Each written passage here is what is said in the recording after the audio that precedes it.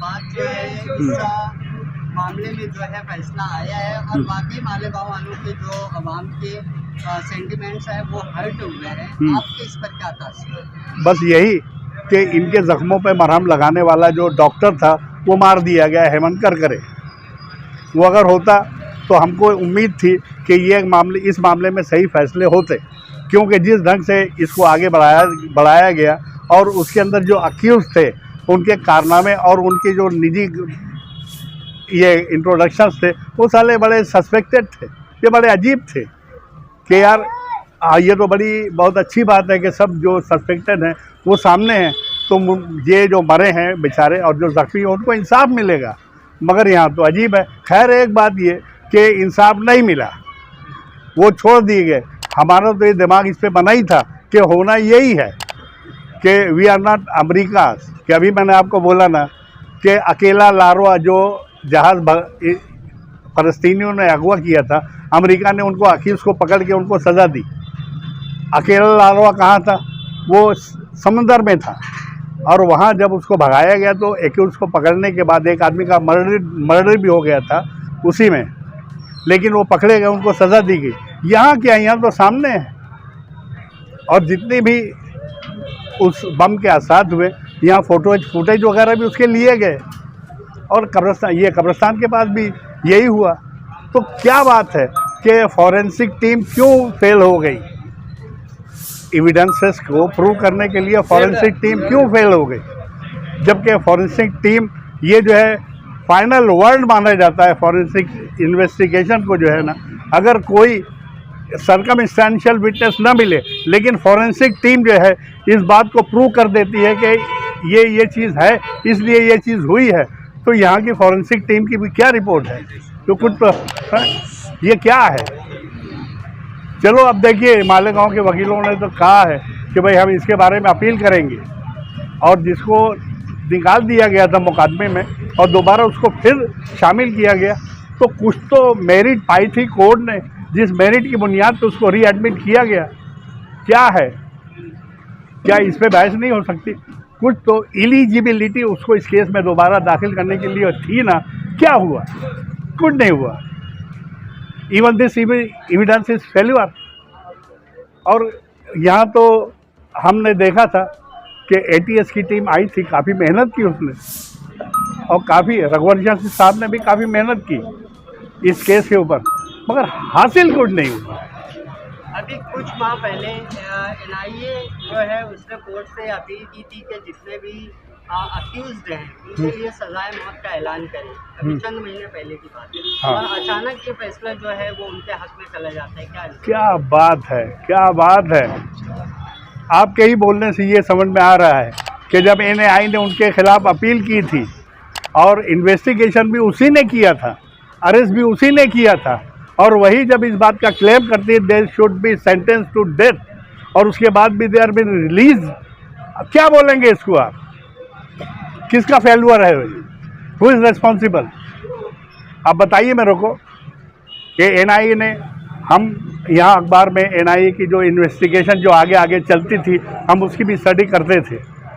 और एक बात ये भी बता दें कि मालेगांव वाले ज़रा सा सेंटिमेंटल हैं। आप उसको आमी लोग का भावुक है, थोड़ा जज्बाती हैं हम लोग।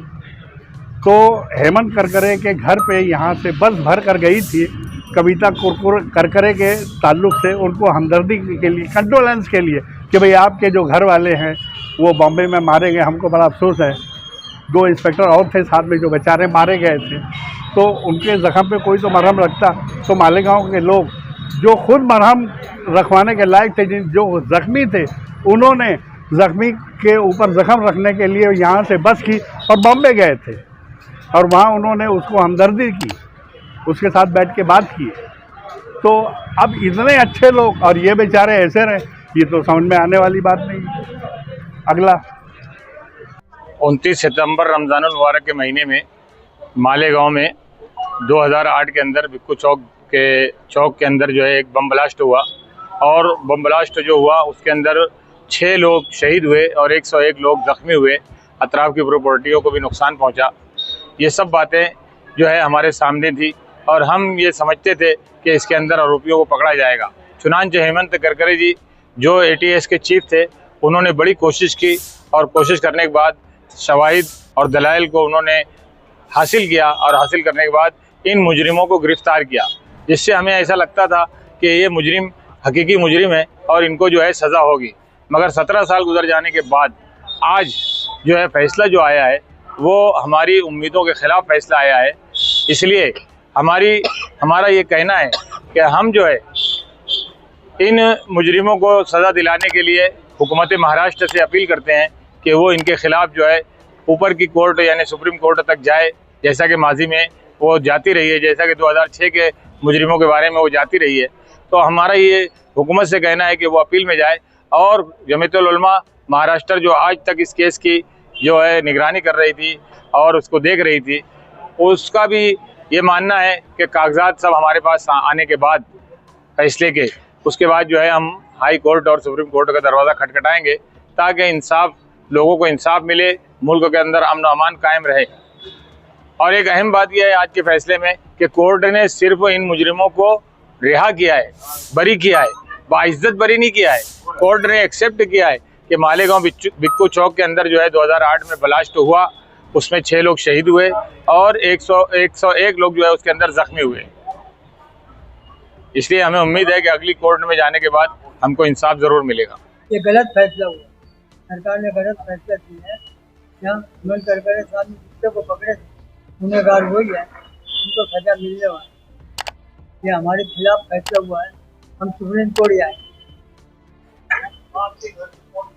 मेरी बच्ची फरीम शेख जाकर 25 साल, हाँ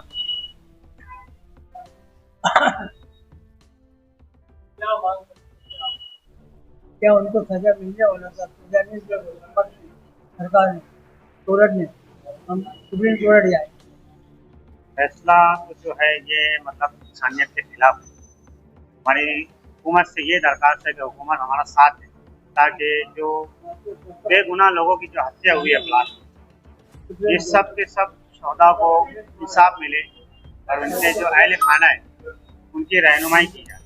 हुकूमत से ये दरख्वास्त है कि जो बेगुनाह लोग थे उनके साथ मिलकर जो आरोपी है उनको कानून के दायरे में लाकर उनको सख्त से सख्त सजा दी जाए।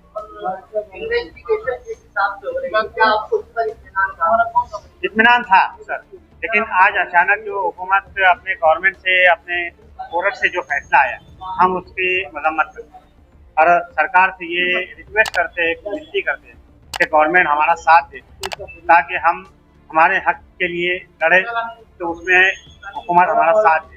हम लोग को सुप्रीम कोर्ट, हाई कोर्ट तक पहुंचने में हमारी मदद नहीं। ऑन द स्पॉट मेरा भाई एक्सपायर हो गया, सैयद अल्लाह। एज उसकी 19 थी जब ब्लास्ट हुआ।